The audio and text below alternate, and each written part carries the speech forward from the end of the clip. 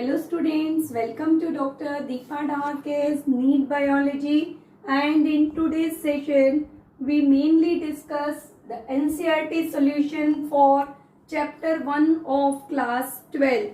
Mainly this session for board aspirants, so board students pay attention, as well as some of the questions are also from this exercise repeatedly asked in your NEET exam. So now we will begin with the NCERT solution. Question number 1, as you appear on the board, that why is reproduction essential for organism? So you all are knowing the reproduction is essential for organism to maintain the continuity of genetic material or to maintain the continuity of the species. Secondly, with the help of reproduction, the individual can reproduce, and within specific lifespan, you remember, every individual has a particular lifespan. So within that specific lifetime or specific lifespan, individual undergoes in reproduction, and by that it will produce as the new progeny of similar type. So this you remember, only two importance are there. First, because of reproduction, continuity of genetic material is maintained. Second, the new individuals are also produced by the reproduction. Now we come towards the second question, that is, which is a better mode of reproduction, sexual or asexual, and why? So we all are knowing that the sexual mode of reproduction is one of the best mode of reproduction. Now why? Because you remember, due to sexual reproduction, the two different male and female gametes with different genetic material are fused, and because of the sexual reproduction, variations are developed in progeny which help them to fight against under the stressful condition, as well as develop some new changes or new characters which helpful in the process of evolution. So this part you remember, the sexual reproduction is better way, and as it produce variation helpful in evolution, as well as new characters may be developed. That's why the sexual reproduction is one of the better way. Question third की तरफ अब हम आते हैं. Why is the offspring formed by asexual reproduction referred to as clone? So already asexual reproduction में आप clone की definition study कर चुके हैं. The students who are new for the session, they can go through the previous sessions for the reproduction in organism. When we discuss about this question, so you remember, due to asexual reproduction, जो progenies develop हो रहे हैं, the progenies are morphologically and genetically identical to each other, as well as they are identical with their parents. That's why these progenies are called as clone. Now we come towards the question number 4. Question number 4. Offsprings formed due to sexual reproduction have better chance of survival. Why? Second part, is this statement is always true? So here again the similar things which we discussed in earlier question, that why the offsprings show the better chance of survival, because you remember the offsprings are formed due to the fusion of two genetically different gametes, and because of the formation of hybrid vigor or variants, they have a better chance of adaptation in new habitat due to the development of some new characters. And the second part of the question is, this statement is always true? So no, this statement is always not true, because sometimes the offsprings are inferior to the parents. So this part you remember. Now we come towards the question number 5. How does progeny form from asexual reproduction differ from those formed by the sexual reproduction? So here actually difference is not asked. The question is mainly asking for the progenies of asexual reproduction. So answer आप start कर सकते हैं. The progenies of asexual reproductions are differ in following ways. First, progenies are commonly called clone. because these progenies are identical morphologically and genetically with each other as well as with parents. This is the first difference. Second, you remember the variation is absent because of the complete absence of fusion of gamete in asexual reproduction. And third part, you remember the progenies of asexual reproduction are less adapted or show the less survival shape as compare or with comparison to the sexual progenies of the sexual reproduction. So this part you remember. Now we come towards the question number 6. The students who are regular with all the sessions of reproduction in organism, they already having idea, because in one session we already discuss about the differences, how does the differences are take place, and then here we study the distinguish between the sexual and asexual reproduction. So this part you again one time go through that session, so you clearly know how the sexual and asexual reproduction are differ, because over there also we study in the form of tabulated form में study किया. Here you remember why is vegetative reproduction is considered as a type of asexual reproduction. Now here you remember the vegetative reproduction involve the one parent only. Second, gamete formation is completely absent. Thirdly, the producing progenies or producing offsprings are identical to the parent. That's why you remember the vegetative reproduction is considered as a type of asexual reproduction. So this part you remember. For the distinguished purpose, I provide the link above. So go through the link. So this answer you find in that session. Now we come towards our question number 7. Question number 7 देखिए, what is vegetative propagation and give 2 example. Again ये आप सभी को clear है. Vegetative reproduction means the mode of reproduction or mode of propagation in plants where the vegetative part of the plant plays significant role in the production of or regeneration of new identical plant body. Example part is important here. Number of example we study in vegetative reproduction. Here 2 example you remember. The first example, buds of potato tuber, or you remember the eyes of potato, and in bracket you can write down the axillary buds of the potato tuber. Second example, adventitious buds you remember in the leaves of bryophyllum. Number of examples are provided, so any 2 example according to your choice you can give. Second next question is question number 8. This question is asked from the phases of lifespan. That define करना है आपको. Juvenile phase, reproductive phase and senescent phase. Juvenile phase, the phase of growth and development in organism, particularly in animals, due to which the animal is prepared or mature for the sexual reproduction. So simply you remember the phase of growth and development in organism is called as the juvenile phase. Second, reproductive phase, the phase in which the organisms or animals and plants are capable to produce gamete, fertilization and embryogenesis. That process you remember is called as reproductive phase. Reproductive phase in animal occurs for a particular time being period, whereas in plant once the reproduction is begins, it continuously present or year after year or at a particular years we observe till the death of the plants. The third phase, senescent phase. Senescent phase in animals, generally it is called as animal, and the senescent phase we use the term for the plant.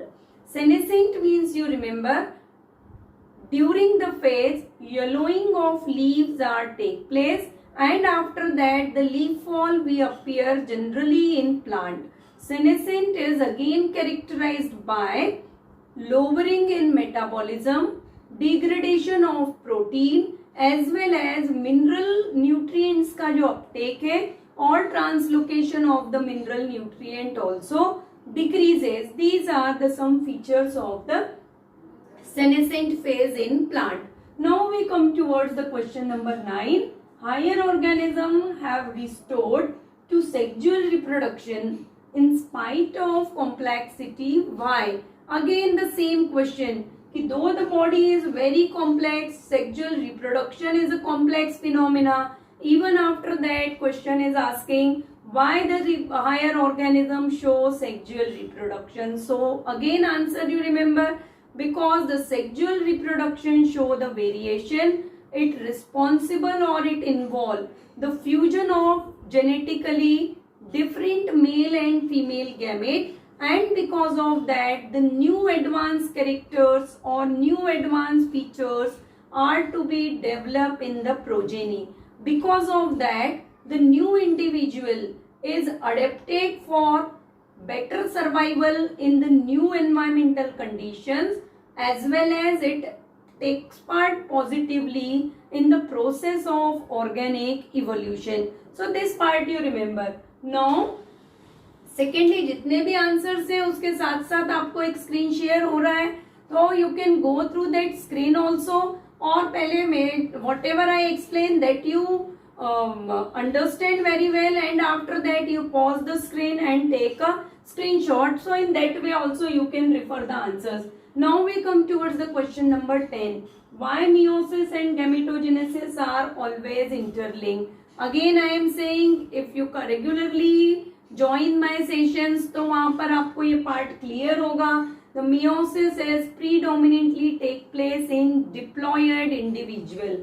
Answer की तरफ अब हम आते हैं कि why meiosis and gametogenesis are always interlinked. So the gametes, you remember, gametes are always haploid, and for the formation of haploid gamete, the diploid meiocyte cells undergoes in the process of meiosis. The gamete formation is generally called as gametogenesis, and when gametes are haploid, so upon fusion these two haploid gametes again restore the similar chromosome number and result in the formation of diploid zygote. So this part you remember, in diploid parents or diplontic life cycles where we study, over there you remember the gametogenesis is always be take place by meiosis division. Now this is the question number 11, conceptual part. Along with board, the question is important for your NEET exam also. So here you remember only part of question I mentioned here. वहाँ पे लिखा हुआ है the different parts of the flower and write whether these parts are haploid or diploid. So here simply I mentioned ovary, you remember ovary is diploid, anther is diploid, egg as a gametic cell it is haploid, pollens are haploid, male gamete also you remember haploid, and again zygote. Zygote is formed after fertilization, that's why zygote you remember it is a diploid cell or diploid structure. So this much you remember for up to the question number 11. Now we discuss the next questions, that is the question number 12. This is the question number 12. Define external fertilization, mention its disadvantages. So all of you clear? The fertilization which take place outside the body of female parent and it take place or completed in external medium, generally water, called external fertilization. What are, now we come second section of the question, mention its disadvantages. So separately you leave one line, after that you write the disadvantages of external fertilization are, and then number 1, huge number of male and female gametes are produces, but the chance of fertilization is very rare or very less.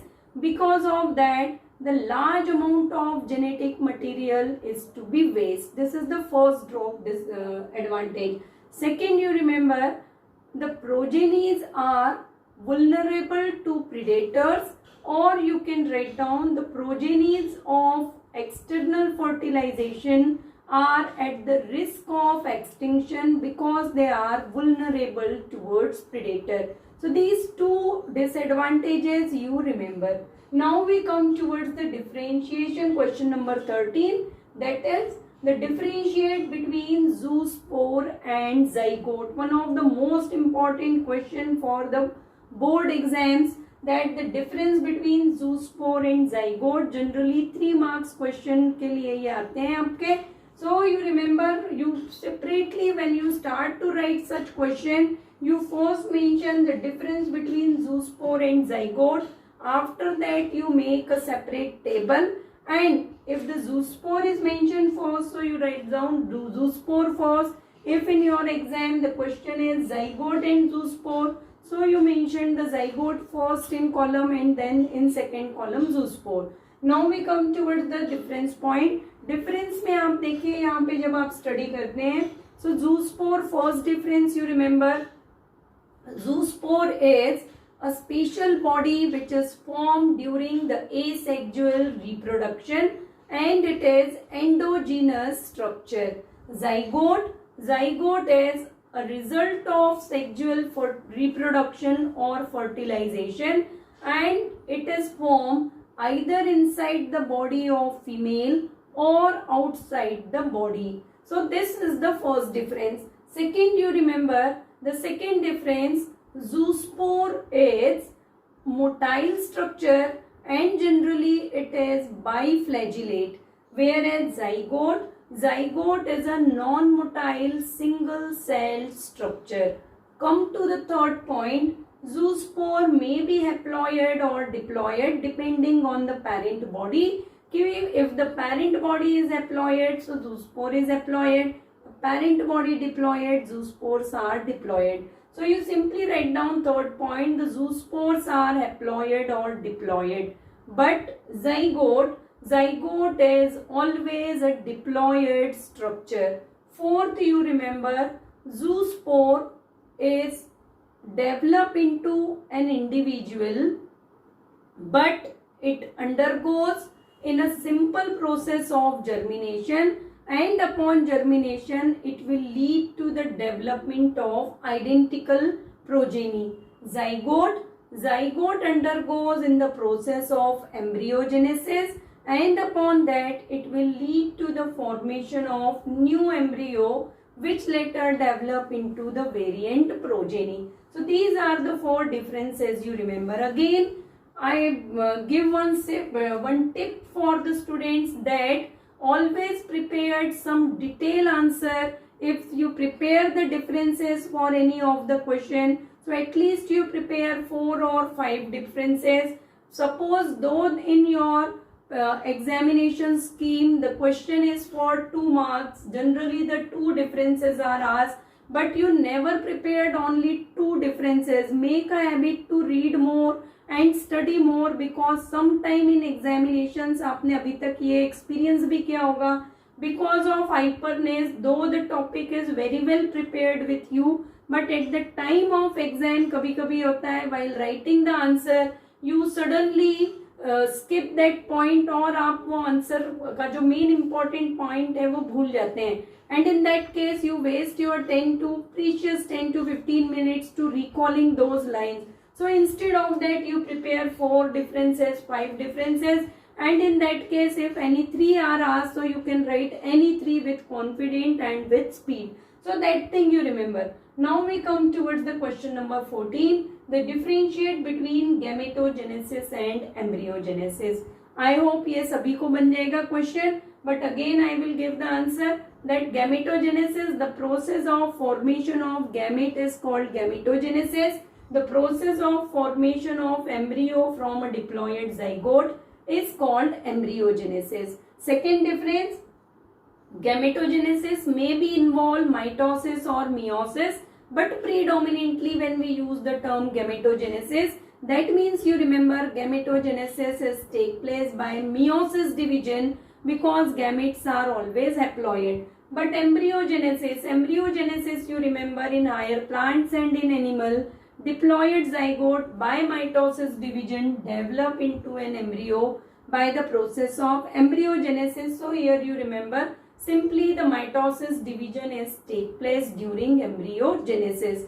Gametogenesis when we study. So during the formation of male gamete you remember some changes are take place, that is called as metamorphic changes, and as we appear in third chapter जब आप study करेंगे, so in third chapter we will study the male gametes spermated become a spermatozoa due to the metamorphosis or some morphological changes. So here you for difference point remember third point, gametogenesis in male individual itself required the phenomena of morphogenesis.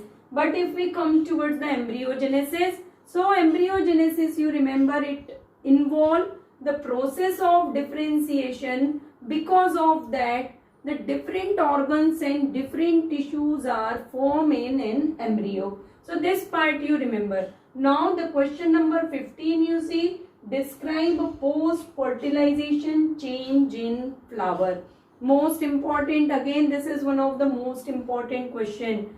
And secondly, if you prepare this question very well, so sometime one question is also asked from this section in your competitive exam. So you prepare this question for the competitive purpose also. Now what are the post-fertilization changes in flower?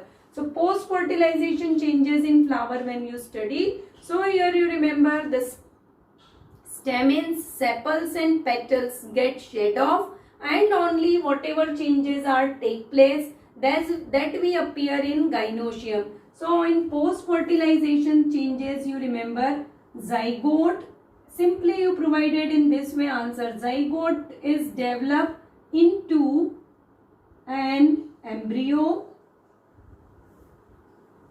ovule in plant develop into seed, ovary upon fertilization develop into fruit, and the wall of ovary you remember develop into the wall of fruit, that is called as pericarp. So these are the four major changes in flower which are take place upon the fertilization, or you can say these are the post fertilization changes. Now we come towards the next question, that is what is a bisexual flower and 5 example. So here bisexual flower means you remember a flower in which male reproductive organ stamens or androecium you remember and the female reproductive organ gynoecium are present, or you simply write when both gynoecium and androecium are present in a single flower, flower is a complete flower, then the flower is said to be bisexual flower. Bisexual flowers are also called as monoecious flower. So this you remember. 5 example, as you appear a screen,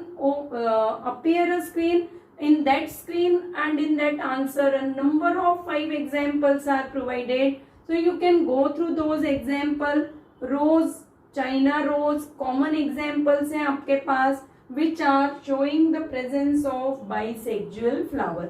Okay, so this much you remember for this answer. Secondly, generally this question is for your practical purpose. So question number 16 is mainly asked for the practical examinations. Now we come towards the question number 17. Here see the examine few flowers of cucurbit plant. Try to identify staminate and pistillate flower. Do you know any another plant that bears the unisexual flower? अब यहाँ पे देखिए directly question दिया है. Instead here direct question is there, what is bisexual flower? Here indirect question is there for the unisexual flower. So here cucurbits means commonly आप use कर रहे हैं, गार्ड फैमिली हम कह रहे हैं, बिटर गार्ड आप यूज कर रहे हैं, पीपो यूज कर रहे हैं, वाटरमेलन यूज कर रहे हैं. Number of examples we study appear in day-to-day life. All they are the members of Cucurbitaceae family. So in cucurbit plant you remember Staminate flower means the male flowers are called as staminate and female flowers are called pistillate. So some of the flower in plant show only the presence of stamens in addition to calyx and corolla. They are quite bright yellow color flower with stamen, those are called staminate.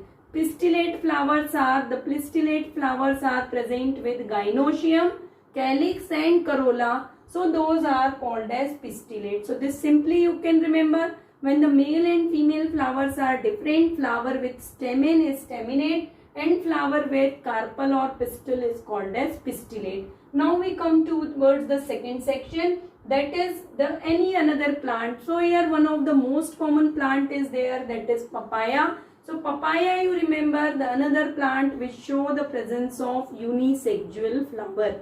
The same question is asked in another way also. In some of the papaya plant we only observe the fruit formation.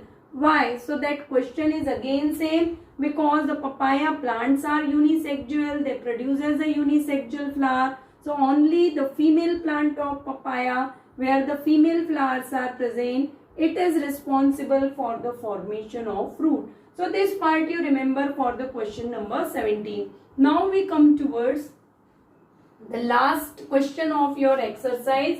Why are offsprings of oviparous animals at a greater risk as compared to offsprings of the viviparous animal? Indirectly, question answer for this question is nearly same that we study, that the disadvantages of external fertilization. So here question, the offspring of oviparous animals are at a greater risk because number one, you remember, first number one में आप लिखेंगे the parental care is completely absent. Second, the development of zygote into embryo is take place outside the body of female parent. Because of that, this developing zygote as well as the developing progenies are at a risk to predators. And third, sometimes the stressful conditions of environment also responsible for the underdevelopment or the death of the developing zygote and embryo. So these three reasons you remember: absence of parental care, development of zygote outside the body of female parent, they are exposed to their predators. So these are the some reason, because of that the oviparous offsprings are at a greater risk as compared to the offsprings of viviparous. Viviparous birth giving animals पढ़ा हुआ है आपने, and in viviparous animal one of the major advantage is that the parental care is present, and because of that they are not at a risk of predator. So this much you remember. All these questions you remember very well for your board examination purpose. And in addition to these questions, if you feel any another doubt in any of the question, you prepare question on yourself, go through the last year question papers. Question banks are there at the end of reference books. A number of questions are provided. So once you complete your chapter 1, first you complete your NCERT exercise, then you go for the additional questions. In case if in additional question you have any doubt, so kindly ask those doubts and difficulties to me. Okay, by the next session you stay connected with channel, because from next session we will begins with the second chapter of class 12th biology, that is reproduction in flowering plants. So the new students who are joined from today, they kindly subscribe my channel, like my videos, and stay connected with Dr. Deepa Darke's NEET Biology. Stay motivated, work hard and work honestly.